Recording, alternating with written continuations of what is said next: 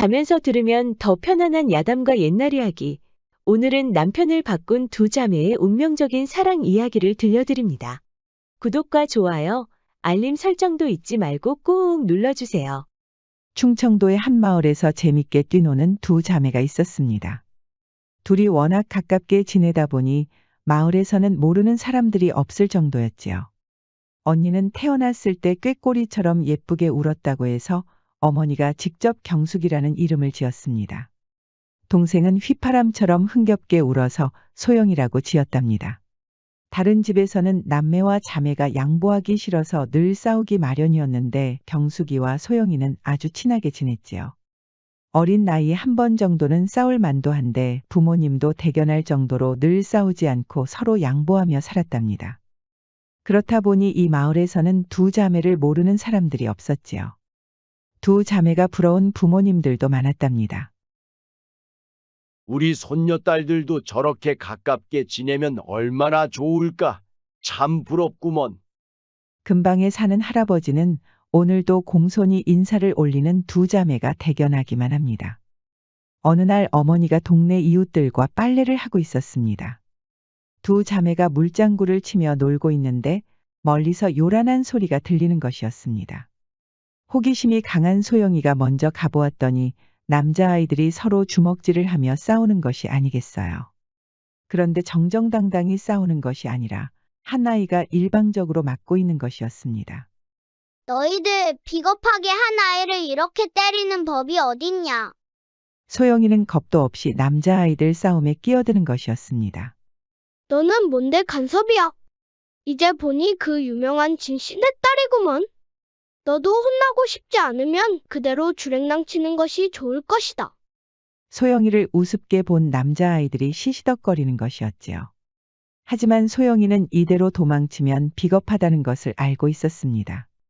아마 이대로 집으로 돌아가면 강직하신 아버지한테 꾸중을 받을 것이 뻔한 것이었습니다. 흥! 내가 겁먹을 줄 아니? 소영이는 주변에 있는 자갈돌을 던지기 시작했습니다. 우습게만 보던 남자아이들은 기습적으로 날아온 자갈돌 때문에 너무 아팠답니다.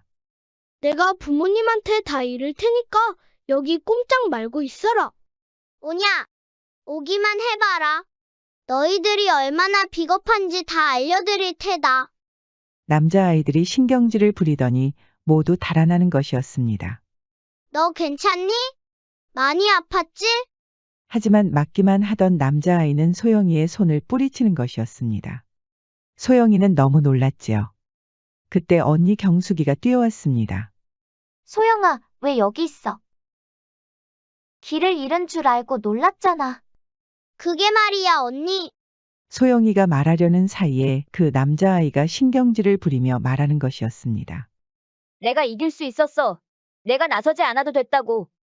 그렇게 남자아이는 떠나버렸고 소영이는 멍한 표정으로 바라보고 있었지요. 소영아, 아무 말도 안 하고 그렇게 가버리면 언니가 걱정하잖아. 미안해, 언니. 다시는 안 그럴게. 언니의 손을 잡고 돌아가던 소영이는 그 뒤로도 남자아이가 기억 속에 강하게 남아 있었지요. 여자아이한테 도움을 받아서 창피해서 그랬을까요? 소영이는 웃음이 나오기도 했지만 그 기백에 감탄했던 것이었습니다. 그렇게 세월이 흘러 두 자매는 아리따운 여인으로 성장했답니다. 경숙이는 어릴 때처럼 말씨와 태도 모두 정숙했지요. 누가 봐도 요조숙녀로 보였으니 양반댁에 시집을 가도 이상할 것이 전혀 없어 보였답니다. 그런데 소영이는 좀 달랐습니다. 20살이 넘을 때부터 갑자기 사냥에 재미를 붙이더니 동네 남자아이들과 어울려 다니는 것이 태반이었답니다. 그러자 부모님도 많이 걱정하기 시작했지요. 소영아, 너도 언니처럼 정숙하게 지낼 수 없겠느냐? 어찌 여자아이가 사냥을 할 수 있단 말이냐? 재밌는 걸 어쩌겠어요, 어머니. 그러지 마시고 아버지한테 무예를 좀 익혀달라고 하면 안 될까요? 무예라고 하였느냐? 어찌 여자의 몸으로 무예를 익힌단 말이냐? 너 설마 남자가 되고 싶은 건 아니겠지? 소영이는 웃음을 터뜨렸습니다. 그런 건 아닙니다, 어머니. 저도 남자와 혼례를 올리고 싶습니다. 불행 중 다행이라고 해야 할까요? 어머니도 그렇지만 아버지 역시 소영이가 점점 남자처럼 변하는 것 같아 늘 불안했습니다. 그러던 어느 날 아버지가 두 자매를 방으로 부르는 것이었습니다.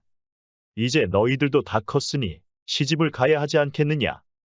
경숙이는 예상한 눈치였지만 소영이는 역시 불편한 표정이었지요. 아직 남자와 만나는 일이 쑥스러웠던 것이었습니다. 그런데 아버지가 말씀하시는 혼처의 경숙이가 놀라는 것이었습니다. 경숙이는 홍간의 아들과 혼례를 올리자는 것이었지요. 홍 씨는 일찌감치 재상 자리에 올라 임금의 신임을 받고 있는 사람이었습니다. 홍 씨가 나타나기만 하면 모두 고개를 숙일 정도로 권력이 센 사람이었지요. 아버지, 홍씨 아들이라면 딱 한 사람뿐이지 않습니까? 그렇다. 딱 한 사람이지. 아버지는 더는 설명하지 않고 고개를 돌리는 것이었습니다. 소영이는 아버지의 표정도 이상했지만 당황하는 언니도 의아했지요. 홍 씨의 아들이 누군데 그러는데? 양반댁에서만 그 얼굴을 봤다고 하는데 힘은 장사고 험상궂어서 다들 무서워한다는 소문이 파다해. 소영이는 깜짝 놀라는 것이었습니다. 아니 아버지, 왜 그런 사람한테 언니를 시집 보내시는 건데요? 소영이도 사실 정략 결혼이라는 것을 알고 있었지만 아버지가 원망스러워 묻는 것이었습니다. 어머니 표정이 지쳐 있는 것을 보니 이미 할 수 있을 만큼 아버지를 만류했던 것이었습니다. 그런데 이번에는 소영이가 놀랄 차례였습니다. 소영이는 여기서 멀리 떨어져 있는 들기름집 아들에게 시집을 가라는 것이었습니다.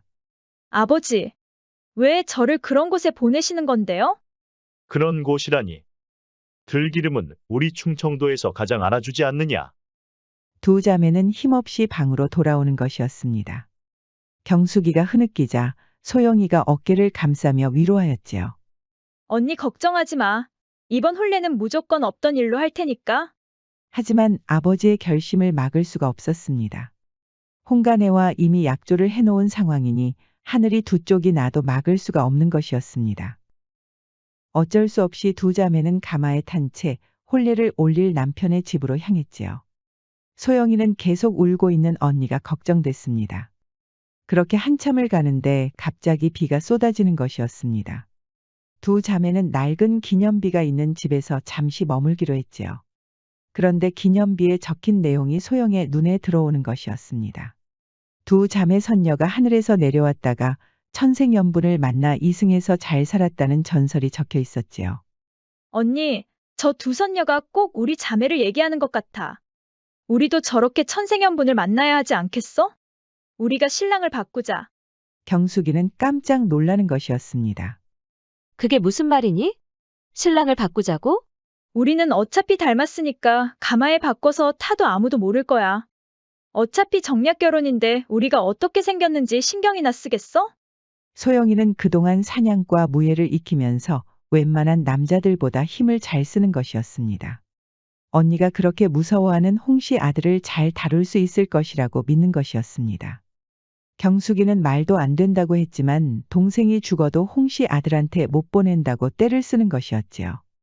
소문으로는 들기름집 아들은 아주 성실하고 착해서 경숙이와 문제없이 지낼 수 있다고 믿는 것이었습니다. 결국 두 자매는 쓰개치마로 얼굴을 가리고 가마를 바꿔 탔답니다. 경숙이는 동생을 그 험상궂은 홍씨 아들에게 보내는 것이 마음 아팠지만 들기름집으로 간다고 하니 괜히 마음이 놓이는 것이었습니다. 소영이는 워낙 신체가 단련되어 있어서 겁이 없었지요. 그렇게 혼례를 올리려고 도착했는데 소영이의 눈이 휘둥그레졌습니다. 험상궂고 힘이 장사인 남자는 대체 어디에 있단 말인가? 소영이와 혼례를 올린다고 나온 남자는 아무리 봐도 무섭게 생기지 않은 것이었습니다. 오히려 몸은 왜소해 보였고 얼굴도 며칠을 굶은 것처럼 힘들어 보였습니다. 소영이는 이 상황에서도 언니가 걱정되는 것이었습니다. 그렇게 첫날 밤을 기다리는 소영이는 등불을 켜놓고 어색한 자세로 기다리고 있었지요. 매일 남자들과 사냥을 하러 나갔던 소영이라서 얼굴에 화장을 하고 조숙한 자세로 앉아 있는 것이 영 힘들었던 것이었습니다. 그때 신랑이 들어왔습니다. 혼례를 올렸던 그 왜소한 남자가 확실했답니다. 부인, 말로만 들었는데 정말 절세미인이시구려. 도련님, 아니지. 낭구님, 그러니까 낭구님이 이 집 아드님이 맞다는 말씀이지요? 부인, 왜 그런 질문을 하시는 게요? 소문으로는 힘이 장사고 얼굴이 험상궂다고 하였는데 방금 말은 취소하겠사옵니다. 그러니까 소문과는 달라서 묻는 것이옵니다. 그러자 홍씨 아들이 웃는 것이었습니다. 아주 잠깐이었지만 소영의 눈에는 미소년처럼 보였답니다. 다 잘못된 소문이요. 우리 아버지가 워낙 엄하셔서 그런 소문이 돈 것 같소이다. 소영이는 그때부터 홍씨 아들의 얼굴을 이곳저곳 뜯어보는 것이었습니다. 혼례를 올릴 때는 내내 굳은 얼굴이었는데 지금은 웃고 있으니 미소년처럼 아주 잘생겼지 뭐예요. 내 이름은 유수라고 하오. 앞으로는 서방님이라고 부르시면 됩니다. 소영이는 어색해하는 자신을 배려하는 유수가 마음에 들었답니다. 이제는 경계심도 사라졌고 유수라는 남자에 대해 더 알고 싶어졌지요. 유수가 등불을 후 하고 끄자 소영이는 이상하게 몸이 뜨겁게 달아오르는 것이었습니다. 지금까지 남자의 몸에 대해 궁금한 적이 없었는데 지금은 몹시도 알고 싶어졌지요. 예상대로 유수는 지금까지 알던 남자들에 비해 몸이 왜소했답니다. 하지만 사냥을 즐기는 남자들과 비교하는 건 무리였지요. 소영이는 유수의 가슴을 유심히 바라보면서 손으로 천천히 훑고 지나가 보았답니다. 유수의 반응이 재밌어 아래로 깊숙이 들어가 보았지요. 서방님, 커졌어요. 부인, 쑥스럽게 왜 그런 말을 하는 게요? 커져서 좋다는 말씀입니다, 서방님. 소영이는 여종들 사이에서 그것이 맛있다는 얘기를 들은 적이 있었습니다. 아직 서툰 소영이었지만 맛을 보기 위해 천천히 머리를 숙여보았답니다. 유수가 화들짝 놀랐지만 소영이는 이상하게 재미가 있었지요. 미소년인 유수가 앙탈이라도 부리는 것 같아 귀여웠답니다. 마음껏 맛을 본 소영이는 이제 사뿐히 그것에 올라타는 것이었습니다. 서방님, 계속 커져 있으니 이대로 앉아도 되겠지요? 부인, 너무 쑥스럽소이다. 괜찮습니다. 제가 움직이는 대로 가만히 계셔요. 그 맛을 알게 된 소영이는 뜨거운 그곳으로 깊숙이 넣어보았습니다. 그렇게 두 사람은 뜨거운 밤을 보냈답니다. 한편 들기름집에 도착한 경숙이는 너무 놀라 입을 다물지 못했습니다. 험상궂고 힘이 장사인 남자가 남편으로 앉아있는 것이었습니다. 이게 어찌된 일이람. 성실하고 착한 남자는 대체 어디 있단 말인가. 부인, 말로만 들었는데 아주 절세미인이시구려. 고맙습니다. 하지만 그게 다 무슨 소용이겠소. 어차피 양반들의 세상이 아니오. 이런 들기름 아무리 짜봤자 신분이 달라지겠소. 왜 그런 말씀을 하시는 겁니까? 여기 들기름집은 충청도에서 가장 유명한 곳이 아닙니까? 그럼 뭐하오. 어차피 양반들이 원하는 대로 살아가야 하는 거 아니겠소. 아, 내 이름은 석정이라고 하오. 서방님이라고 부르지 말고 그냥 이름을 부르시오. 경숙이는 갑자기 웃음이 터졌습니다.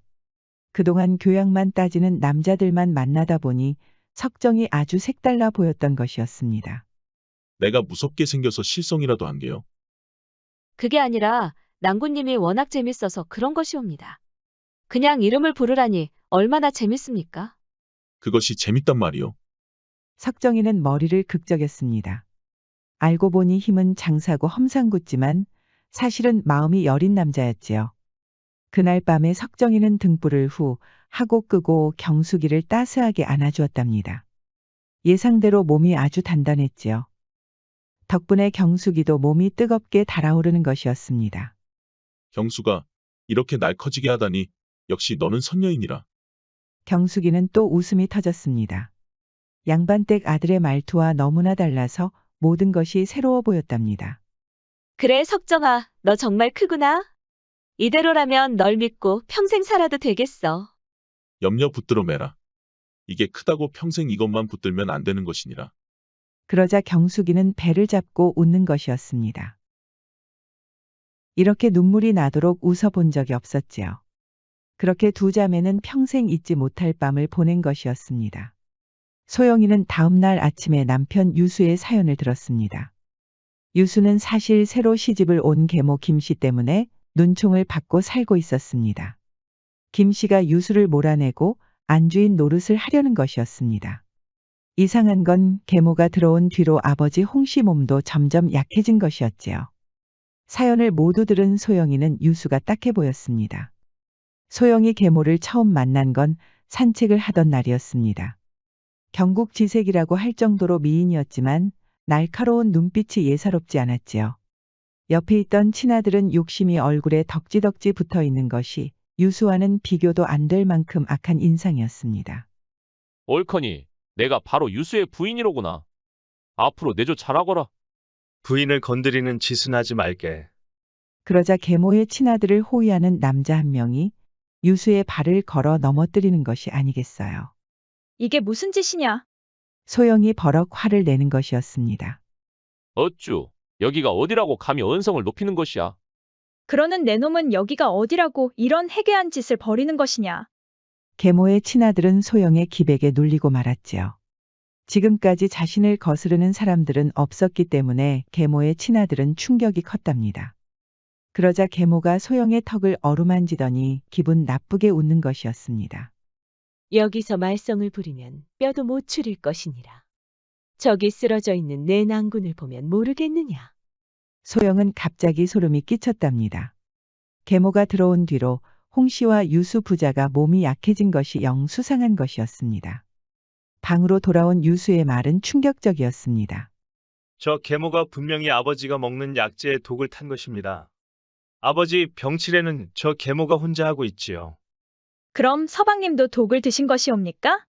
그러자 유수가 빙그레 웃는 것이었습니다.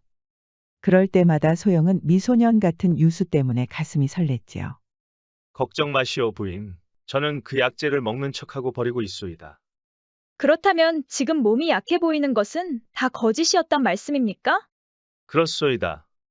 계모를 방심하게 만들어 놓고 아버지를 저렇게 만든 증자를 찾을 작정이요. 부인이 도와주실 수 있겠소이까? 지금 믿을 사람은 부인밖에 없어. 도와드리다마다요. 저렇게 악한 자들이 아무렇지도 않게 살아가는 건 말도 안 됩니다. 유수는 경숙과 소영 자매의 이야기를 익히 들어서 알고 있었답니다. 자신의 안타까운 사연을 들어줄 사람은 경숙밖에 없다고 믿었습니다. 하지만 지금 눈앞에 있는 사람은 경숙이 아닌 동생 소영이었지요. 유수는 몰랐지만 사실 부인이 경숙이 아니라도 상관없는 것이었습니다. 지금까지 만나보지 못한 믿음직스러운 여인이 든든한 아군이 됐으니까요. 소영이 찾을 증자는 바로 독약이었습니다. 독약이 있다는 것은 제조한 사람도 있다는 뜻이었습니다. 소영은 약재를 가져오는 의원부터 미행하였지요. 의원은 평상시처럼 약재를 다리는 것 같았지만 중간에서 누군가 바꿔치기를 하는 것이었습니다. 서방님, 약재를 다리는 의원은 죄가 없습니다. 알고 보니 계모의 머슴이 중간에서 바꿔치기를 하고 있었습니다. 만약 일이 잘못됐을 경우를 대비해서 그 의원에게 죄를 뒤집어 씌울 작정이었던 겁니다. 유수는 반가우면서도 계모의 악랄함에 치를 떠는 것이었습니다. 정말 잘하였소 부인. 이제 그 머슴을 잡아내서 입만 열게 하면 됩니다. 하지만 누가 그 머슴을 잡아낼 수 있겠소. 부인도 알겠지만 지금 내 편을 들어주는 식솔들도 없소이다. 염려하지 마십시오, 서방님.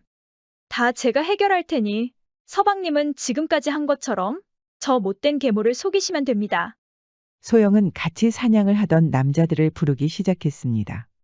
모처럼 소영을 만난 남자들은 주저하지 않고 부탁을 들어주었지요. 약재를 독약으로 바꿔치기를 한다는 말을 듣고는 서로 그 악한 계모를 처벌하고 싶다고 나섰답니다.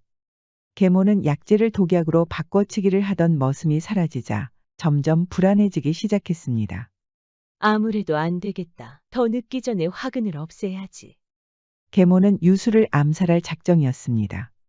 하지만 서로 얼굴을 아는 식솔들을 시키는 건 위험했지요. 그러다 우연히 힘이 장사인 들기름집 아들 석정의 이야기를 들었습니다. 옳거니 신분도 천한 것이니 돈만 주면 뭐든 다 하겠지. 석정이는 예상대로 돈을 받았고 조용히 지켜보던 계모는 기분 나쁜 미소를 지었지요. 경수가 이제 내가 고생할 일은 없다. 갑자기 그게 무슨 말이니? 경숙은 석정의 이야기를 듣고는 기겁하는 것이었습니다. 그게 무슨 말도 안 되는 소리야. 사람을 죽이겠다니. 언제까지 이렇게 힘들게 들기름만 짜고 살 수는 없는 거 아니냐. 내가 너 호강시켜준다고 약속하지 않았니? 그렇다고 사람을 죽일 수는 없어. 만약에 내가 그런 짓을 하면 평생 너 안 볼 테야. 경숙은 당장 화가 나서 방을 나왔지만 그날 밤에 다시 석정을 따스하게 안아주며 위로하였답니다. 석정아, 그런 몹쓸 짓을 하는 자들은 뻔해. 계모가 의붓 아들을 죽인다는 건 안주인이 되려는 속셈인 거야. 그런 짓에 동참하면 안 되는 거잖아. 석정은 경숙의 따스한 손길에 후회를 하고 눈물을 흘렸답니다. 그런데 대체 그런 몹쓸 짓을 시킨 곳이 어디야?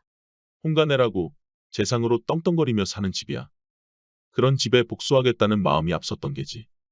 경숙이 내가 아니었다면 정말 큰 죄를 지을 뻔했어. 경숙은 쏘스라치게 놀라는 것이었습니다. 홍가네라면 동생 소영이 시집을 간 곳이었습니다. 경숙은 석정의 손을 잡고 모든 일을 고백했습니다. 소영과 가마를 바꿔 타고 왔다는 것까지 모두 말하였지요. 어떻게 이런 일이 있을 수가. 그러니까 그 홍가네로 시집을 간 소영이라는 여인이 내 동생이란 말이지. 그래, 아마 내 동생 성격이라면 서방님을 돕겠다고 그 못된 계모와 싸우고 있을 게 분명해. 좋은 생각이 떠올랐어. 내가 바로 계모를 단죄할 수 있는 증자인 셈이야. 다음 날 이른 아침부터 홍가네 집은 칠순잔치로 떠들썩했답니다. 종들이 음식을 나르느라 분주했지요. 계모는 조용히 방 안에서 유수가 죽을 때를 기다리고 있었습니다. 그런데 돈을 받았던 석정이가 불시에 들이닥치는 것이었습니다. 내가 감히 여기가 어디라고 들어오느냐? 아무래도 마님께서 약조를 해주셔야 할 것 같아서 이렇게 신뢰를 무릅쓰고 왔습니다. 너 이놈, 내가 누군지 알고 몰래 방에 들어왔느냐? 제가 돈을 받을 때 마님께서 다 지켜보고 있었다는 거 압니다. 오늘 끝내시려면 어서 약조를 하시지요. 무슨 약조를 말하는 것이냐? 약속한 나머지 돈을 모두 준다는 약속을 서면으로 남겨주셨으면 합니다. 계모는 어쩔 수 없이 서면으로 남겼지요. 자, 이제 알아먹었으면 당장 가서 유수를 해치우거라. 분부대로 합지요.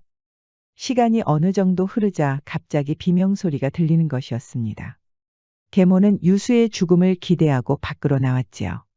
그런데 유수는 멀쩡히 살아있는 것이었습니다. 옆에는 의기양양한 소영이 서 있었지요. 어머님, 이제 다 끝났습니다. 여기 들기름집 아드님께서 다 실토하였습니다. 그때 계모를 호위하는 군사들이 삽시간에 포위하는 것이었습니다. 내가 이런 일에 대한 대비도 못했을 것 같으냐? 유수는 당황했지만 때맞춰 소영과 사냥을 했던 남자들이 우르르 몰려오는 것이었습니다. 계모의 친아들은 겁이 많아서 뒤로 물러섰고 들기름집 아들과 소영이 먼저 싸움을 시작했지요. 석정과 소영은 서로 의아할 정도로 호흡이 잘 맞았답니다. 석정은 소영의 무예가 신기할 정도였지요. 두 사람의 활약이 워낙 뛰어난 덕분에 계모의 군사들을 모두 소탕할 수 있었답니다. 그대는 누구인데? 이렇게 나서주는 것이오. 나는 그대의 언니 경숙이의 신랑이요. 소영은 깜짝 놀랐습니다. 들기름집 아들이라고 해서 설마 했는데 정말 언니 경숙이의 신랑이었지요. 그런데 석정의 좌측 눈 위에 상처가 보이는 것이었습니다. 그 상처는 언제 난 것이오? 이거 말이요. 어릴 적에 들기름집 아들이라고 약을 올리던 녀석들과 싸우다가 난 상처요. 그때 웬 여자아이가 도와준다고 자갈돌을 던졌지 뭐요. 소영이는 또 한 번 놀라는 것이었습니다. 어릴 적 어머니가 빨래를 했던 그곳에서 일방적으로 맞던 그 아이가 바로 석정이었습니다. 석정이도 이 기가 막힌 인연에 입을 다물지 못했지요. 그때 날 도와준 은혜를 이렇게 갚게 되다니 정말 놀라운 일이요. 때마침 경숙이가 도착했습니다. 두 자매는 얼싸안고 펑펑 우는 것이었습니다. 계모는 관가에 끌려가 처벌을 받았고 독약으로 기력이 쇠했던 홍씨도 건강을 되찾았답니다. 사연을 들은 홍씨는 생명의 은인이 된 소영이를 기쁜 마음으로 며느리로 맞았습니다. 늘 돈이 없어 불만이었던 석정이는 경숙이의 남편이 되어 그 어느 때보다 행복해졌답니다. 인생은 새옹지마라는 말이 있지요. 경숙이와 소영이 자매처럼 선행을 하면서 살다 보면 반드시 전화위복이 올 것입니다.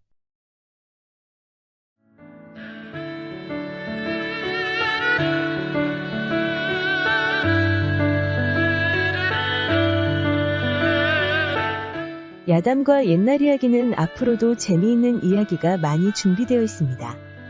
다른 영상도 재미있게 봐주시고 구독과 좋아요, 알림 설정도 잊지 말고 꼭 눌러주세요. 그럼 여러분 모두 오늘도 행복하고 즐거운 시간 보내세요.